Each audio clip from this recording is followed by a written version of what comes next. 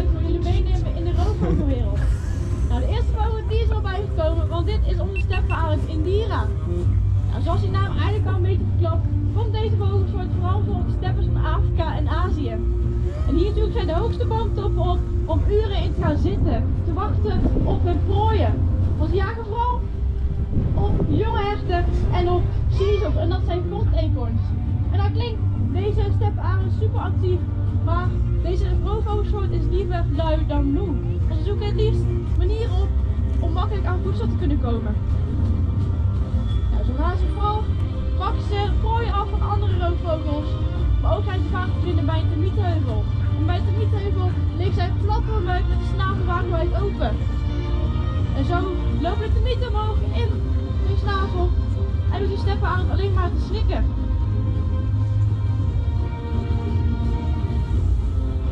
Nou, voor onze volgende vogelsoort reizen we weer af naar Afrika. Want in Afrika leven ontzettend veel verschillende soorten vogels. Gieren, arenden, maar ook uilen. En in Afrika is vooral de Afrikaanse oer een van de bekendste roofvogelsoorten. Dan gaan we kijken of we erbij wil komen.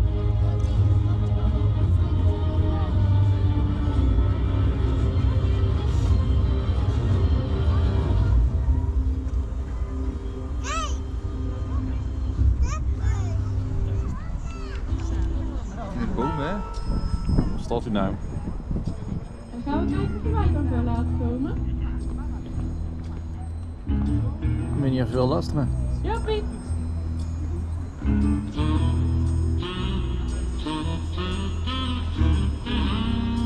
De uilen nemen altijd lekker hun tijd. Ze doen het lekker wanneer zij het willen. Nou, dan komt hij aan. Want dit is onze Afrikaanse oer, Joop de Uil.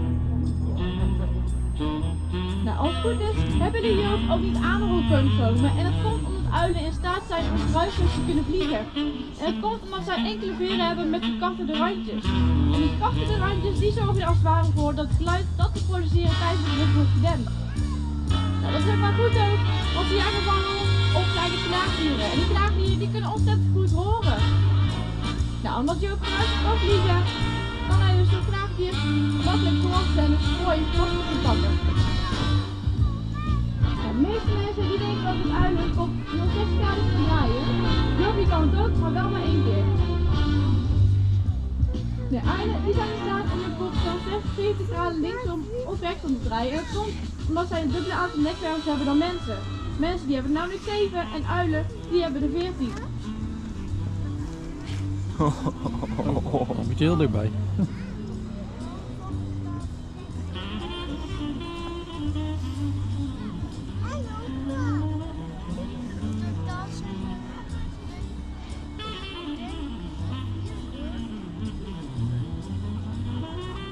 Nou, boven op de kop van Joop zien we ook twee mooie pluimpjes. En die pluimpjes, dat zijn geen oren, maar dat zijn, hiermee kan hij aangeven hoe hij zich voelt. Als Joop alert is, dan staan die pluimpjes recht overeind. Is Joop relaxed, dan liggen die pluimpjes plat op de kop. Nou, die oren van de uil die zitten echt aan de zijkant van de kop, waarbij het ene gaatje iets hoger zit dan het andere gaatje, want hierdoor kan je heel goed de diepte horen. En zo kan je goed luisteren waar zo'n muisje in het gras loopt. Nou, onze Joop is een mannetje, maar het verschil tussen een mannetje en het vrouwtje zie je aan de grootte. De vrouwtjes zijn namelijk wat 1/3 groter dan de mannetjes. En dat komt omdat die vrouwtjes vooral op het nest zitten en zij moeten dus echt die eieren beschermen tegen vijanden. En dat doe je door groot uit te zien. Nou, de mannetjes die zijn wat kleiner omdat zij moeten zorgen voor het voedsel. En dat doe je best door klein en flexibel te zijn.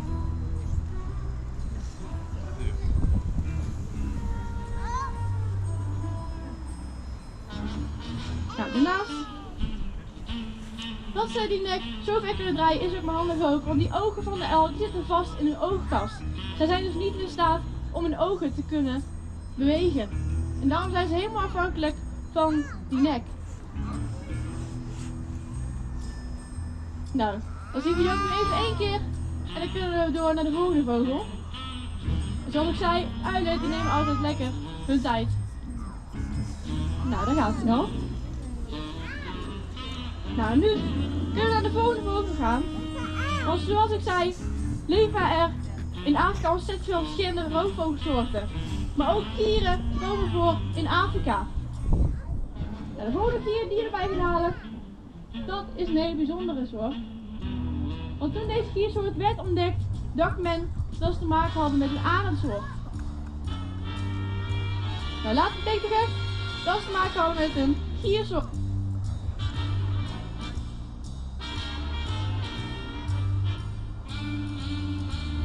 Nou, dat ze die door elkaar wisselden, komt door een verenkleed.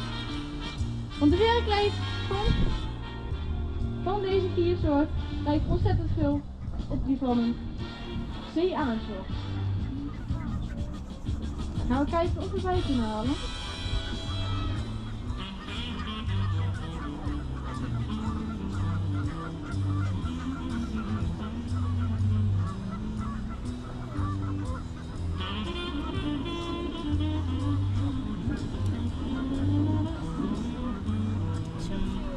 Dan gaan we kijken.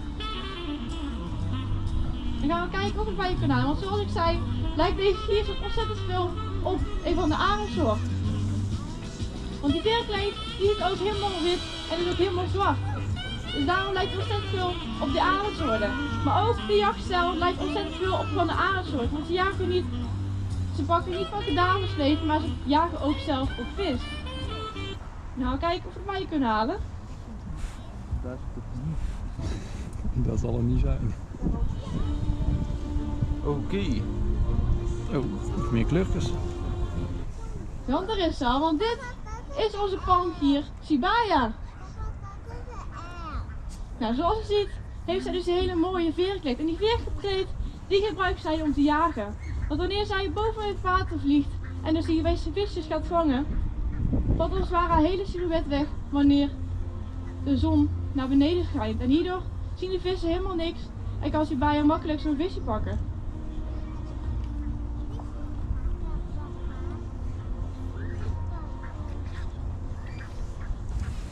Kijk. Nou, dan gaan we kijken of Sibaya wil laten zien hoe daar zij dan zo'n visje uit het water vangt.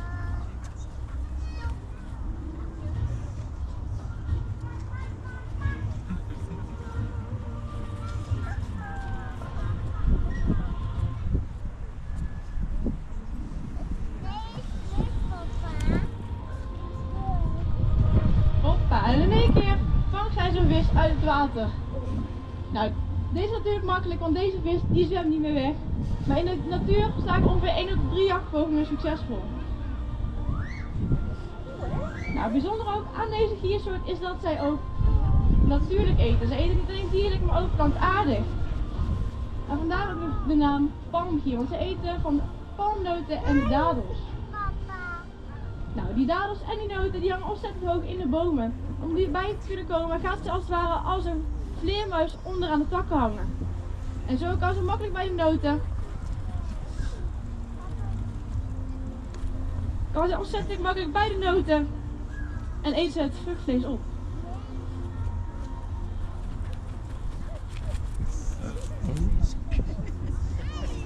Nou, onze Sibaya heeft een beetje moeite met de wind. En dat komt ook omdat er een hele harde wind staat. Kijken of we nog op het dak kunnen krijgen. Zo. Vis. De vogel nog. Vis nog.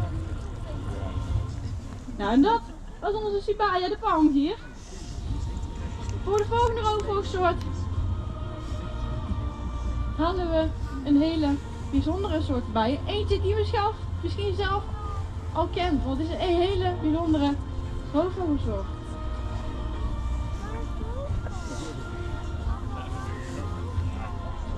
Nou, voor deze roofvogelsoort reizen we af naar Amerika, maar ook in Canada en in het koude Alaska komt deze soort vooral voor. En hier leven zij dichtbij de grote meren. Want zij jagen op vis. Nou, gaan we kijken of we erbij kunnen halen.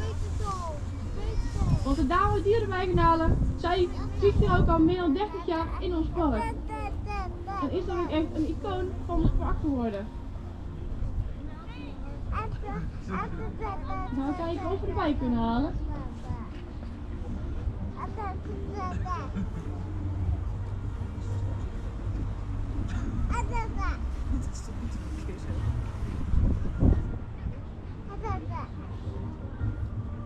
Want dit is een hele bijzondere arendsoort. Nou, ze komen dus vooral voor dicht bij die meren. En dicht bij de meren kunnen dus individueel voorkomen, maar ook in het koppel. Nou, als ze eenmaal een koppel zijn, dan zijn ze ook een koppel voor het leven. En zij bouwen ieder jaar door aan hetzelfde nest dat steeds groter en groter wordt. Nou, hier hebben we onze Amerikaanse arend, Lady Maya. Nou, ook zij heeft een hele mooie zwart-witte verenkleed. En ook zij gebruikt deze verenkleed om die vis te kunnen vangen. Maar ook de poten zijn helemaal geëvalueerd naar hun prooi. Want die vissen zijn ontzettend glibberig. En daarom heeft zij een profiel onder haar klauwen. En hiermee kan ze ontzettend goed die visjes vastpakken. Nou, zoals je ziet heeft ze een beetje moeite met de wind, want er zat er echt een flinke wind op. Nou, zet ze toch mooi de landing in. Noodlanding. Mooie noodlanding, ja. Nou, zoals ze zei, eet zij vissen, maar ook watervogels eet zij uit de lucht. Dan gaan we kijken.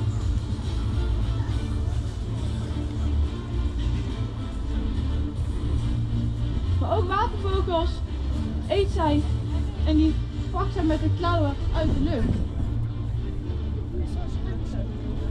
Ja, zoals zij heeft veel moeite met de wind en probeert echt een goede windrichting te vinden. Dan gaan we kijken of Lady Maya wil laten zien hoe zij zo'n watervogel uit de lucht vangt.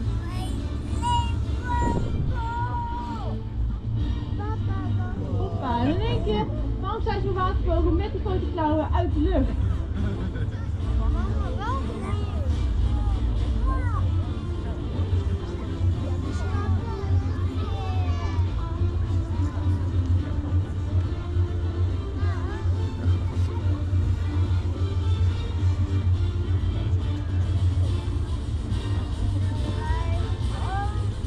Nou, momenteel gaat het ontzettend goed met die Amerikaanse zeearenden, maar begin jaren 90 was het wel eens anders.